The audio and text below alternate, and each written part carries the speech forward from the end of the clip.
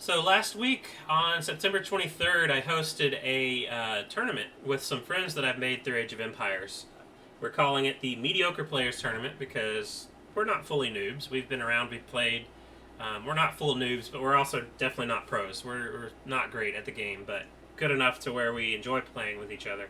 It's going to be a double elimination tournament just for fun, just to see, to play several games against some opponents, see how things shake out. And here's the bracket for the tournament. Round one in the main event, and then a double elimination. So the losers have a losers bracket. The winner of the losers bracket would face off against the winner of the main bracket to determine the final outcome. So let's remove the bracket here. Let's start with the first game: BrianHoba versus Scruffy Dog.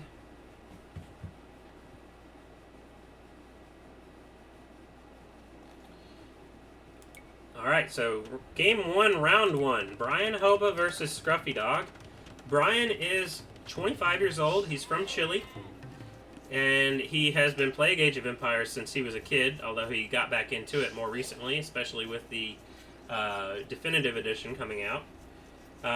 His favorite civ is the Britons, although today he's playing the Ethiopians. His ELO is 1226, so he is the number one seed in this tournament.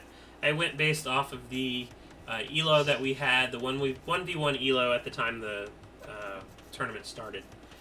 A lot of us, our ELO fluctuates back and forth based on, whether we've been playing really well lately or trying out new civs. Brian's is pretty high right now, 1226, so he got the number one seed. Now, Scruffy Dog is 30 years old. He's from the USA, from the state of California.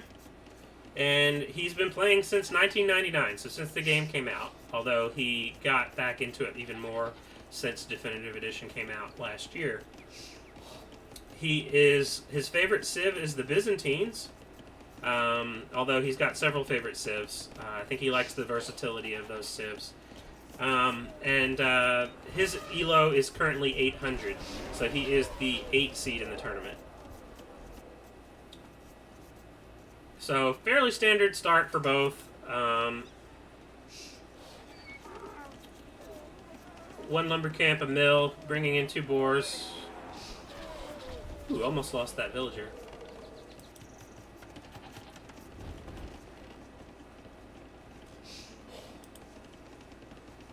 So, the 1 seed versus the 8 seed, and Ethiopians versus Mayans. Okay, so Scruffy is going with the Mayans. Both of these are archer civilizations.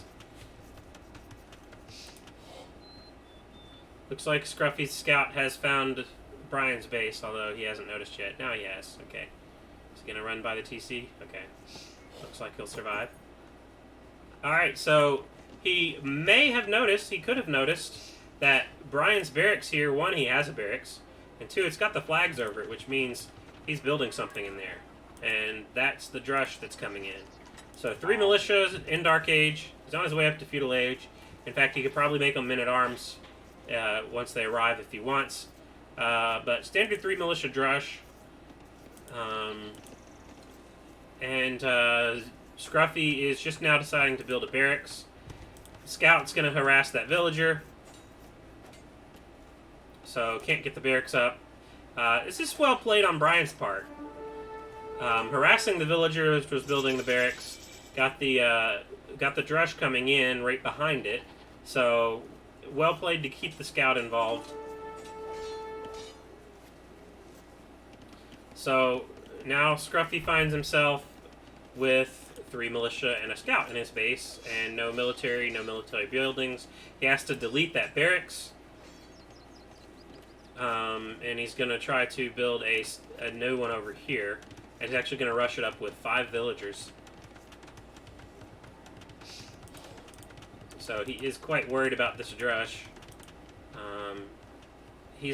Brian, they're both on their way up to Feudal Age. Brian will be there any minute now, any second now. Now he's coming into the berries. Villagers initially fight off the scout, but they got to know there's more coming in behind that. Now they have to run.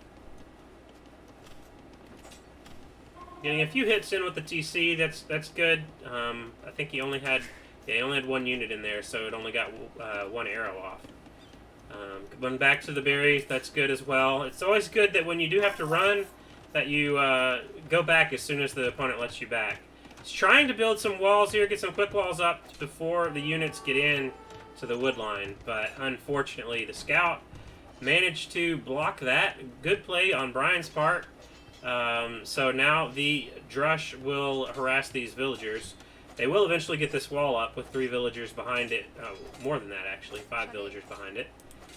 That scout will die, but he may actually take this villager out with him. He did. He took that villager out with him. So first kill of the day goes to BrianHoba. Kills 1 villager off of Scruffy. But what is he following it up with? He's actually got 2 archery ranges behind it, and already sending some archers forward. So while Scruffy's still in Dark Age Drush mode, he's built 3 militia. He's housed, and he's got 2 more that will be created once he builds houses. But now Brian is already moving on to archers, so this isn't going to end too well. Not for blue, anyways. In fact, looks like Brian will still get away with one of his starting militia, as well as the archers. And there's more archers where that came from. He's not done making them.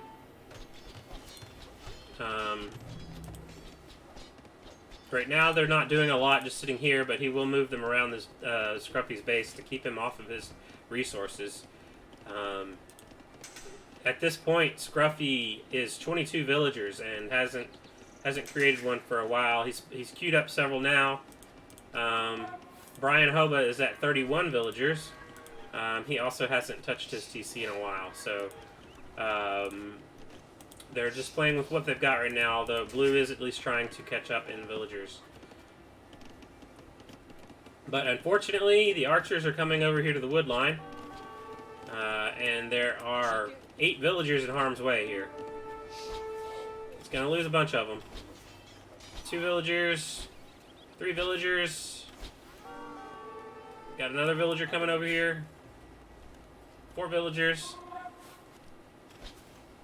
Yeah, so he lost 4 villagers there on the wood line. That's really putting him behind with the villager count. He's got those. Now he's going to try to build some some Eagle Scouts. He's also got an archery range to build some skirmishers, although skirmishers aren't going to be very good until they get their armor upgrades from the blacksmith, which he doesn't have enough wood to build a blacksmith. He's off this wood, has to build another lumber camp over here with 1 villager. I'm not sure where he's sending these villagers. But the archers are coming around to this side. Oh, they could be hit by the TC right now. Lost another villager. And more archers coming in. Still got more archers, streaming them right across the map.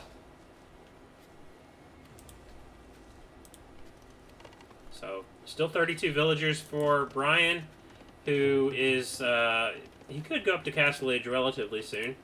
Scruffy actually almost has the food for Castle Age, but he doesn't have the gold for it. He is mining this gold, which Brian has not found yet. He did see the mining camp, but I don't think he realizes it's there yet.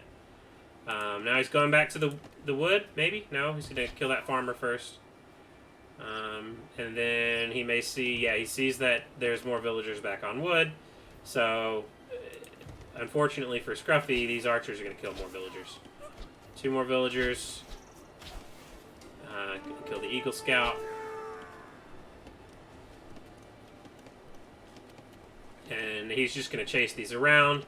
There's not much that Scruffy can do right now. Just check out his resources. I mean, he could make a ton of skirmishers, but it's just, no, he couldn't. He doesn't have enough wood for it. There's not a whole lot he could do at that point. Brian did a great job with the archers. So, that was the end of the game.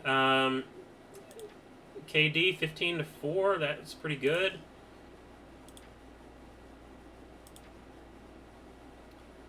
(32-24) on the villagers, and that was that. I think that honestly, that archer play was just too good, too good. It's probably going to haunt a lot of people this tournament.